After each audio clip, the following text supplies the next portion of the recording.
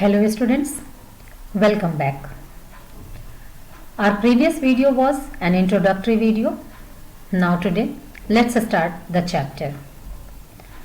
If you will see your NCERT, then your chapter begins with the question, how is a major policy decision taken?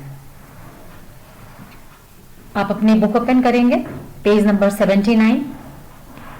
आपका ये chapter इसी question के साथ start होता है कि जो महत्वपूर्ण डिसीजंस होते हैं, जो इंपॉर्टेंट डिसीजंस होते हैं, वो कैसे लिए जाते हैं.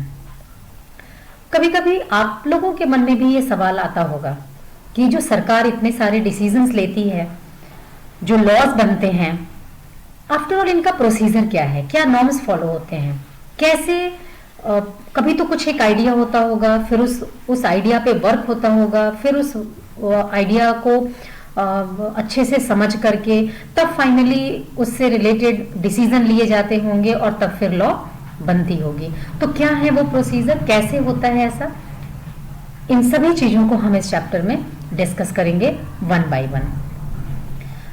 अब आपके बुक में जहां ये क्वेश्चन लिखा है, ठीक उसके नीचे अ गवर्नमेंट ऑर्डर हेडिंग है और एक ऑफिस मेमोरेंडम के बारे में बताया जा रहा है कि 13 अगस्त 1990 को गवर्नमेंट ऑफ इंडिया ने एक मेमोरेंडम इशू किया हुआ है, ऑफिस मेमोरेंडम इशू किया हुआ है.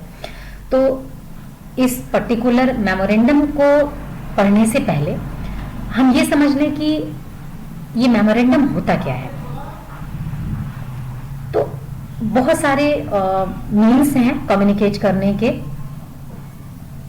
गवर्नमेंट जिनके थ्रू अपने डिपार्टमेंट में भी कम्युनिकेट करती है, फैक्स कर सकते हैं, मेल कर सकते हैं, लेटर के थ्रू, नोटिस के थ्रू. लाइकवाइज मैनर मेमोरेंडम भी एक रिटन वे है कम्युनिकेशन का. और सिंपल लैंग्वेज में अगर हम बात करें तो we can say that it is an order issued by the government. एक ये सर्कुलर है या नोटिस है या ऑर्डर है जिसको गवर्नमेंट जो है वो इशू करती है. ये होता है ऑफिस मेमोरेंडम. अब हम डिस्कस करेंगे उस पर्टिकुलर ऑफिस मेमोरेंडम की जिसके बारे में आपकी बुक में डिस्कस किया गया है. An order issued by government of India on August 13, 1990. By home it was issued. किसने इशू किया इसे? Department of personnel and training. ये डिपार्टमेंट है, इसके सेक्रेटरी ने इस मेमोरेंडम को इशू किया है. उन्होंने सिग्नेचर कर दिया, उसके बाद ये मेमोरेंडम जो है वो इशू हो गया. किस डिपार्टमेंट में आता है ये, किस मिनिस्ट्री में आता है ये डिपार्टमेंट? डिपार्टमेंट का नाम तो है department of personnel and training. Ministry कौन सी है इसकी? The ministry of personnel public grievances and pensions. इस मिनिस्ट्री के अंतर्गत ये डिपार्टमेंट आता है और इस डिपार्टमेंट के सेक्रेटरी ने साइन करने के बाद इस मेमोरेंडम को इशू कर दिया. Special features of this memorandum, क्या खास बात थी इस मेमोरेंडम की कि ये हमें अपने करिकुलम में पढ़ना पड़ रहा है, ये हमारे सिलेबस का एक पार्ट है. निश्चित रूप से इस डिसीजन का हमारे देश के इकोनॉमी पे, सोसाइटी पे, पॉलिटिक्स पे बहुत असर रहा होगा, बहुत इन्फ्लुएंस रहा होगा, जिसकी वजह से ये हमारे सिविक्स के सिलेबस का पार्ट बनाया गया है. Definitely this order announced 27% reservation for socially and educationally backward classes in government jobs.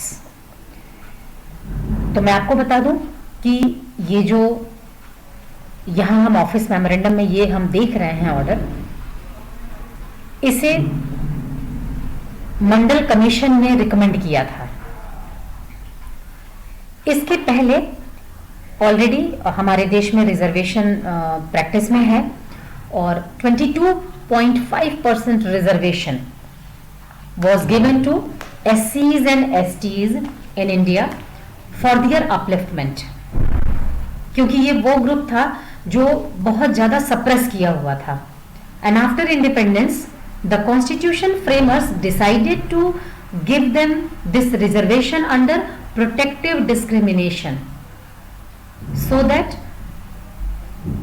they can connect themselves with the mainstream of the development. तो जो 22.5% रिजर्वेशन ऑलरेडी एससीज एंड एसटीज को दिया हुआ था, उसमें 7.5% रिजर्वेशन जो है एसटीज के लिए है और 15% जो रिजर्वेशन था वो एससीज के लिए है, और वो रिजर्वेशन आज भी है। इसके अलावा अब 27% रिजर्वेशन जो है वो मिलेगा किसे? Socially and educationally backward classes को। ये वो लोग थे जो आफ्टर इंडिपेंडेंस भी सामाजिक रूप से और शैक्षिक रूप से अभी भी पिछड़े हुए थे, अभी भी ये पूरी तरह से इनकी ग्रोथ नहीं हो पाई थी। तो चूंकि मैंने आपको बताया कि ये जो हम ऑफिस मेमोरेंडम देख रहे हैं, जो ये इशू हुआ था ऑर्डर गवर्नमेंट ऑफ इंडिया की तरफ से कि अब से 27% रिजर्वेशन जो है वो एसईबीसी को दिया जाएगा, इसकी रिकमेंडेशन की थी मंडल कमीशन ने। तो let's come to know what was Mandal commission. It was the second backward class commission. ये दूसरी बार बैकवर्ड क्लास के लिए कमीशन को गठन किया गया था इसका। तो पहला भी हुआ होगा। तो first backward classes commission was set up in 1953। पहली बार जब बैकवर्ड क्लास की अपलिफ्टमेंट के बारे में सरकार ने सोचा, भारतीय सरकार ने जब सोचा, तो पहला जो कमीशन बनाया गया था वो 1953 में बनाया गया था, अंडर द चेयरमैनशिप ऑफ काका साहब कालेकर। ये उसके चेयरमैन थे। The commission could not present एनिमस report, लेकिन ये जो काका साहब कालेकर के अध्यक्षता में जो कमीशन बनाई गई थी, उसने जो रिपोर्ट लगाई उस पर सर्वसम्मति नहीं बन पाई थी और इसलिए ये कमीशन वहीं स्टॉप हो गया, आगे नहीं बढ़ पाया। फिर आगे चल करके सेकेंड बैकवर्ड क्लासेस कमीशन बनाया गया in 1979 and that's why it was known as the second backward class commission and under the chairmanship of BP Mandal. ये बीपी मंडल की अध्यक्षता में जो है कमीशन बनाया गया और इसी वजह से इसे हम मंडल कमीशन के नाम से जानते हैं। क्यों बनाया गया ये commission? It was appointed to identify the socially and educationally backward classes in India and to recommend steps for their upliftment।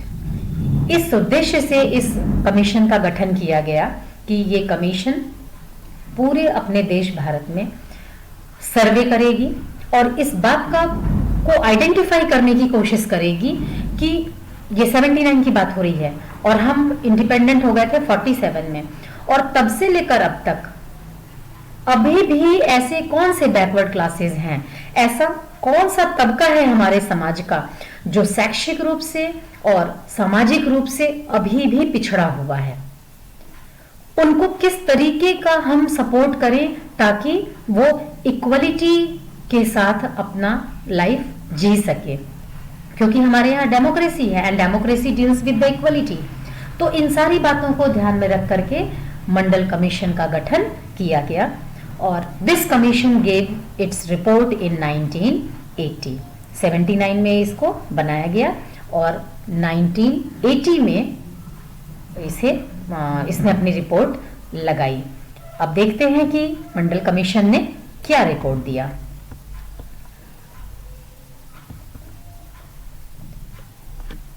Several points were discussed in the report about backward classes। Backward classes को लेकर के बहुत सारे recommendations आए, बहुत सारी points पे debate and discussion हुआ, बहुत सारी बातों को मंडल कमीशन रिपोर्ट में जगह दी गई, लेकिन उनमें से जो सबसे ज़्यादा महत्वपूर्ण था वह ये कि one of the recommendations was to give 27% reservation to SEBC। 27% reservation देने की वकालत की गई यहाँ पर मंडल कमीशन में socially and educationally backward classes को। कहाँ रिजर्वेशन देना था इन्हें? In government jobs. जो भी गवर्नमेंट जॉब्स होंगे, वैकेंसीज होंगी, already 22.5% reservation was given to SCs and STs, and now this commission recommended that 27% reservation should be given to the SEBC, socially and educationally backward classes. ये recommendation थी, सुझाव था मंडल commission का। बहुत सारे सुझाव दिए उन्होंने उनकी अपलिफ्टमेंट के लिए, और उन सब बहुत सारे सुझावों में से एक जो सबसे ज्यादा महत्वपूर्ण सुझाव था मंडल कमीशन का, वो ये था कि reservation. Does recommendation means law?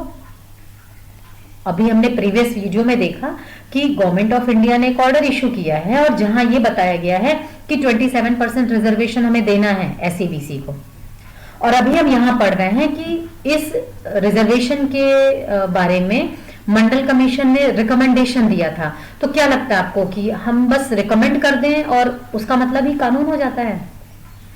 नहीं, ऐसा नहीं है। ये तो सिर्फ अभी सुझाव है, मंडल कमीशन पढ़ रहे हैं। इसमें मंडल कमीशन ने ये एक प्रपोजल रखा, वहां पर एक पॉइंट रखा कि जो एससीबीसी ग्रुप है, जैसे एससीज एसटीज को हमने रिजर्वेशन दे रखा है उनकी अपलिफ्टमेंट के लिए, तो वैसे ही जो है अब हम इनके लिए रिजर्वेशन कर देते हैं। और इसका मतलब क्या होगा कि only persons who belong to the backward caste were eligible for this quota of 27% jobs. जो उस क्लास से, बैकवर्ड क्लास से बिलोंग करेगा, केवल वही एलिजिबल होगा। Others could not compete for this jobs. और जो दूसरे लोग होंगे जो इस कैटेगरी में नहीं आते हैं, वो इस 27% रिजर्वेशन का फायदा नहीं उठा पाएंगे। तो क्या ये मंडल कमीशन ने रिकमेंड किया और ये लॉ हो गया? तो ऐसा नहीं है। Then how did the recommendation become a law? फिर कैसे एक रिकमेंडेशन लॉ बनती है? क्योंकि अभी हमारे सामने दो स्लाइड में दो चीजें हैं। पहले हमने देखा कि ये ऑर्डर ऑलरेडी इशूड है 13 अगस्त 1990 को कि 27% reservation will be given to the SEBC, और यहां हम पढ़ रहे हैं कि मंडल कमीशन ने इस को रिकमेंड किया था कि 27% मिलना चाहिए। तो इन दोनों के बीच में क्या चीज है जो आंसर होगा इस क्वेश्चन का कि रिकमेंडेशन लॉ कैसे बनता है? तो इस आंसर को हम फाइंड आउट करने की कोशिश करेंगे अपने नेक्स्ट वीडियो में। आई होप कि आपको ऑफिस मेमोरेंडम समझ में आ गया। आप बहुत आसानी से इसे डिफाइन कर सकते हैं।